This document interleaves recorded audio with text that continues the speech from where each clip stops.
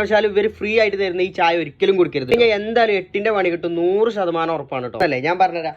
നമ്മളെ നാട്ടിലൊക്കെ കിട്ടുന്ന ചായപ്പൊടി പാക്കാക്കി വരുന്ന സംഭവം എങ്ങനെയാണ് ഇവർ ഉണ്ടാക്കുന്നത് ഞാൻ നിങ്ങൾക്ക് കാണിച്ചു തരാം. എവിടെ വെച്ച് കഴിഞ്ഞാൽ നമ്മളെ ഊട്ടിയിലാണ് കേട്ടോ. ഊട്ടിയിൽ ഒരു 20 രൂപ ടിക്കറ്റും കാര്യങ്ങളൊക്കെ കൊടുത്താൽ ഇതേപോലെ ചെറിയൊരു ബാഡ്ജും കാര്യങ്ങളൊക്കെ കിട്ടി നമുക്ക് ഉള്ളിലേക്ക് കയറാൻ പറ്റും കേട്ടോ. കയറി കഴിയുമ്പോൾ നമുക്ക് മനസ്സിലാവും എങ്ങനെയാണ് ചായപ്പൊടി ഉണ്ടാക്കുന്നതൊക്കെ നമുക്ക് ലൈവായിട്ട് കാണാൻ പറ്റും കേട്ടോ. ഇതേപോലെ തരം തിരിച്ചുകാണ്ട് ഒരു വലിയൊരു മെഷീൻ്റെ ഉള്ളിലേക്കാണ് കേട്ടോ അവർ ഇത് ഇടുന്നത്. അവിടുന്ന് ഇങ്ങനെ കറങ്ങി ചെറുതും വലുതുമായിട്ട് മാറ്റങ്ങൾ തിരിച്ച് അവർ വലിയൊരു മെഷീനിലേക്ക് താഴേക്ക് ഇറക്കി വിടും കേട്ടോ. അത് ചൂടായിക്കാണ്ട് ഇതേപോലെ തരം തിരിച്ചുകാണ്ട് ഒരു മെഷീനിലേക്ക് ഇങ്ങനെ കയറിപ്പോയിട്ട് നേരെ തൊട്ടപ്പുറത്ത് കാണുന്ന ഈ ഒരു മെഷീനിൽ വന്നെത്തിച്ചു കേട്ടോ.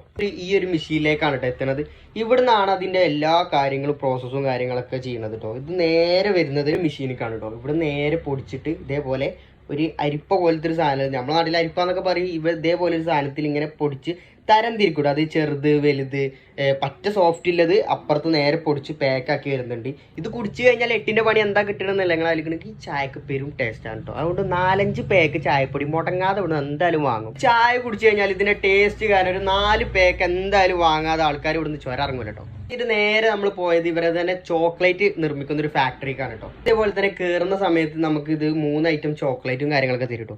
ഇത് തിന്നാലും നമ്മൾ എന്തായാലും ഒരു ചോക്ലേറ്റ് വാങ്ങി പോകും, കാരണം അത്രക്ക് ടേസ്റ്റാണ് കേട്ടോ. എങ്ങനെയാന്ന് പറഞ്ഞു കഴിഞ്ഞാൽ ഒരു 2-3 മെഷീൻ മാത്രമേ ഉള്ളൂ കേട്ടോ. ഉണ്ടാക്കുന്നത് കഴിഞ്ഞിട്ട് അവർ ഈ ഒരു മെഷീനും കാര്യങ്ങളൊക്കെ വൃത്തിയാക്കാം കേട്ടോ. ഇനി ആരും കൈയിട്ട് കിളുമ്പാന്നൊന്നും പറയരുത്. ആ ഒരു മെഷീന് ഒരിക്കലും കൈകൊണ്ടും കാര്യങ്ങളും ഒന്നും തൊടാതെ കേട്ടോ ഒരു ചോക്ലേറ്റും കാര്യങ്ങളൊക്കെ നിർമ്മിക്കുന്നത്. ചോക്ലേറ്റ് ഉണ്ടാക്കുന്ന കാര്യങ്ങളൊക്കെ കഴിഞ്ഞിട്ട് നമ്മൾ നേരെ പർച്ചേസിങ്ങിന് പോയിട്ടോ. ഇവിടെ താഴെ തന്നെ ചോക്ലേറ്റും കാര്യങ്ങളും പല ഐറ്റം പല റേറ്റിലൊക്കെ സംഭവങ്ങളൊക്കെ ഉണ്ട് കേട്ടോ. അങ്ങനെ നമ്മൾ വാങ്ങിയ ഒരു മിക്സഡ് ചോക്ലേറ്റ്